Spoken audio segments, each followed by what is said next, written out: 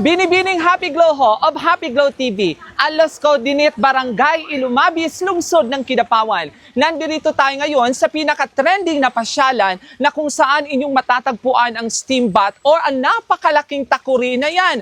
Alam nyo ba, ang Antapan or ang lugar na ito ay pinangalan ng Antapan. Ang Antapan, nung unang panahon, dito daw ginagawa ang mga espada ng ating mga katutubong mga manobo mula sa Tiko Magpet dahil nandun ang mga uling na nagpapainit sa mga bakal na ginagawang espada, dito nila ginagawa para maging pulido ito. Hanggang maging pulido ay dinadala nila sa Lake Agco ang naturang espada upang panggamit sa mga nananakop na mga banyaga noon or nananakop sa kanilang lugar.